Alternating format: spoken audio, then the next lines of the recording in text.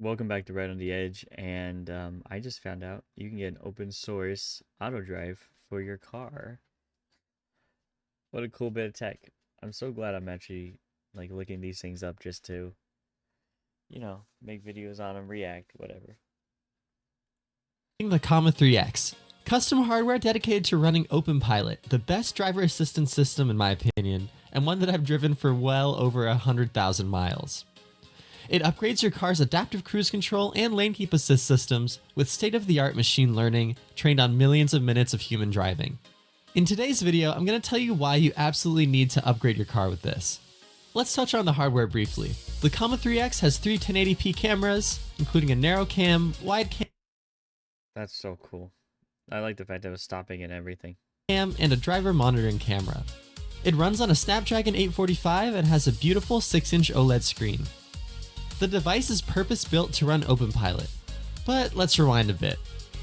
First off, why would you want a driver assistance system at all? If you've never used one before, you might not realize how much just a little bit of automation can improve your I will tell you this, it really does help, keeping you in the lanes and everything. Even when I'm driving my Honda with just a lane assist and the spacing, it makes it less mentally exhausting, especially when you're in Seattle traffic. driving experience. When driving, we make hundreds of micro adjustments per minute, moving the steering wheel left and right to stay in the lane, going from the gas and brake pedals to keep up with the car in front. It can be very tiring, especially for long commutes and road trips. I like the fact that you just have to turn out the lane, so there still is manual inputs required. It doesn't just do that for you. That's cool.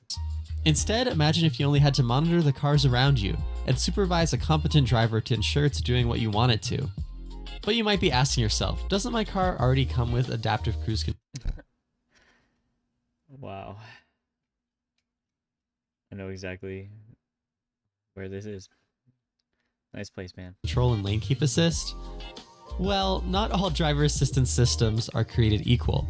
In fact, most give way more anxiety than just driving yourself. For example, Hondas come with Honda Sensing. In this car, steering only activates over 45 miles per hour. The wheel ping-pongs back and forth, and the system randomly disengages without warning. Not It gives you a warning now.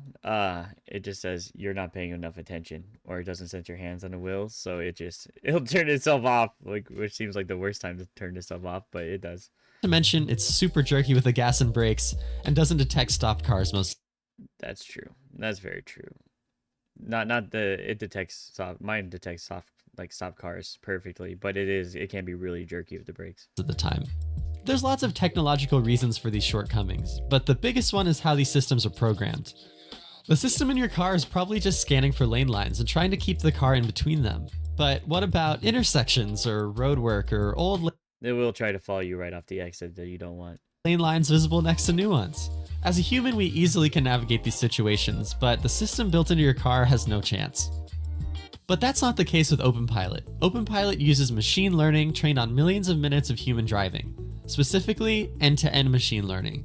This means video from the Comma 3X cameras come into one end of the driving model, and out comes the path to drive the car on the other end. The fleet of thousands of Comma devices upload driving footage back to Comma's servers, where the research team uses that to train the driving model on a wide range of situations. And since humans know how to drive in many scenarios, so does openpilot. That's so cool. Openpilot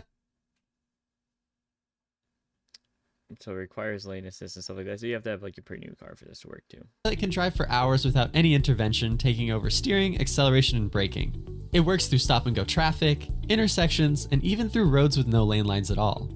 If you want to learn more about the amazing machine learning that powers openpilot, I'll link a Comic-Con talk in the description. You turn on openpilot by setting the cruise control speed on your steering wheel, and adjust the set speed up and down to change the maximum speed.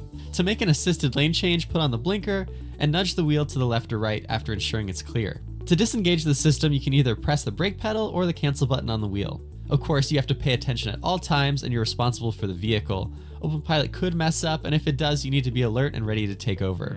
Instead of a wheel nag to ensure the driver is paying attention, the 3X uses driver monitoring to ensure you're watching the road while the system is engaged. If you're distracted, you'll hear a loud beep, and the system will eventually disengage, slowing the vehicle to a stop. Like I said in the intro, I've used openpilot for over 100,000 miles, from the very beginning all the way to this hardware generation. And I even used it on a road trip across the country. And it really is incredible. It lets me take in the scenery and sights on the road and makes road trips so much better.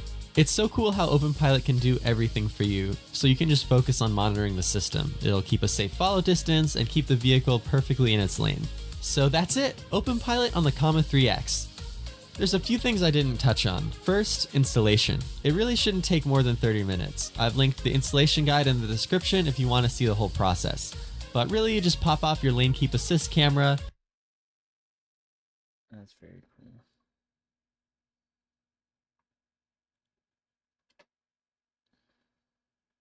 Hello, good morning. Welcome to Comic-Con. And yeah, so I'm Harold, I'm CTO. Comic-Con.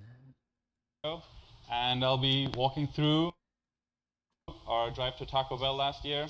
We drove to Taco Bell with one of our openpilot cars in mostly end-to-end system. I'm going to be walking through that and just general stuff that research is working on. So, to start off with, I'm going to just recap some, oh, I got a mouse pointer over there. Let me get that one out. To recap basically what I talked about 2 years ago, which is our general architecture for That's super interesting. This is way longer than I thought it was. I'm gonna have to put that in a separate one, but self-driving car that uses the sensors, or self-driving thing for the car that uses the sensors that are already built in it is very useful. And that was way better than I thought it was gonna be. I thought it was still gonna be jerky and stuff. But I only saw in his video anyway, it only made like 1 or 2 mistakes where it was trying to turn him into just what could have arguably been a turn.